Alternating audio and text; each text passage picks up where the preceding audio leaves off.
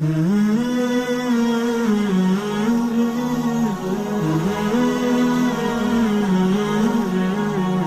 صلی اللہ علیہ وسلم نے ارشاد فرمایا الا ان المرأة خلقت من ضلع وان من اعوجها اعلاها، فرمایا یاد رکھو اللہ نے عورت کو آدم کی پسلی سے بنایا، اور پسلی بھی سب سے اوپر والی پسلی جو سب سے زیادہ ٹیڑھی ہوتی ہے. اگر ٹیڑھی کا لفظ برا لگے تو کرو ہوتی ہے.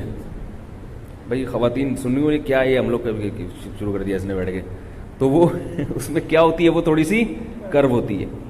تو آپ صلی اللہ علیہ وسلم نے فرمایا اس کرو ہونے کے اثرات عورت کی ذات کے اندر آئے ہیں، یہ لازمی آئے.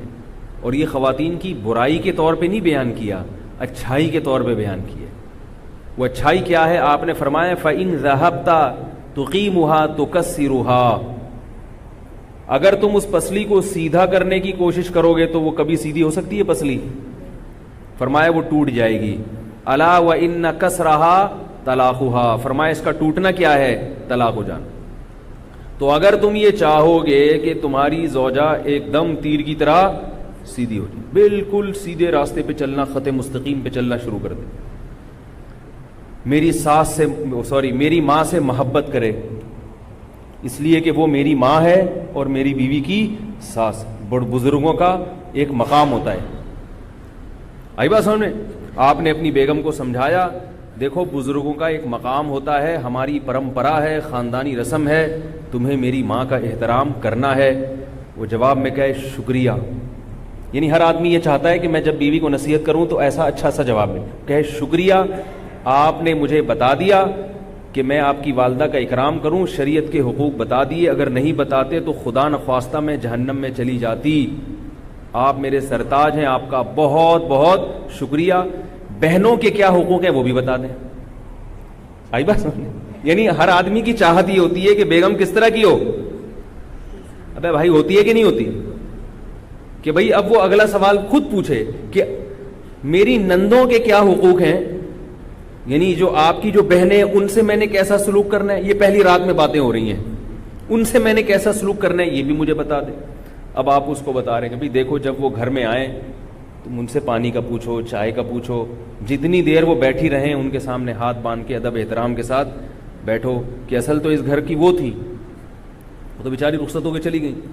تو اب تو جب یہ چیز ملتی نہیں ہے آپ نے اپنی ماں کے حقوق بیان کیے تو آگے سے کھرا سا جواب، ہاں صرف ساس ہی کے حقوق ہیں، ساس پر تو بہو کے کوئی ہے ہی نہیں. جواب یہ ملتا ہے بھائی. آپ نے کہا میری بہنیں جب گھر آیا کریں تو تمیز سے بات کیا کرو. گے پہلے ان کو تو تمیز سکھاؤ. یہی جواب ہو نا، پہلے ان کو تو بولو تمیز سے بات کریں، مجھے تمیز بعد میں سکھانا. یہ جو ہے نا ہم نے یہ گنتی ہمیں پڑھانے کی ضرورت نہیں ہے، پھڈا اسٹارٹ وہیں سے. تو اب ہر آدمی کی خواہش کیا ہوتی ہے کہ وہ خود سیدھا ہو یا نہ ہو. یہ بھی ایک عجیب مصیبت ہے، خود بھی یا تو پورا سیدھا چل رہا ہو نا، ہر چیز خود صراط مستقیم پر ہو یا نہ ہو.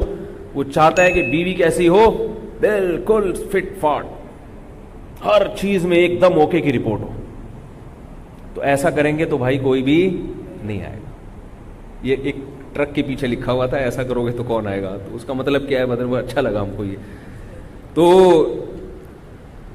اسی وجہ سے نبی نے فرمایا کہ نہیں، فرمایا کہ فَإِنِ اسْتَمْتَعْتَ بِهَا، اگر تم اس سے فائدہ اٹھانا چاہتے ہو تو استمتعتها وفيها عوج، اسی ٹیڑھے پن کے ہوتے ہوئے اس سے فائدہ اٹھاؤ، اس کی خامیوں کے ہوتے ہوئے اس سے فائدہ اٹھاؤ. کیونکہ زندگی مسافر خانہ ہے، سارے مزے دنیا میں نہیں ملتے. فرمایا اگر اس کو مکمل سیدھا کرنے کی کوشش کی تو طلاق ہوگی، اس کے علاوہ کچھ بھی نہیں ہوگا. اور یہ بھی نبی صلی اللہ علیہ وسلم نے فرمایا یغلبن الکریم ولا یغلب علیہن الا اللئیم، عزت دار آدمی، شریف آدمی بیوی سے تھوڑا سا دبا رہتا ہے. بہت اہم بات ہے، اس کو سن لیں. عزت دار آدمی، اس کی بیوی اس پر بولو بھائی حاوی رہتی ہے کچھ نہ کچھ.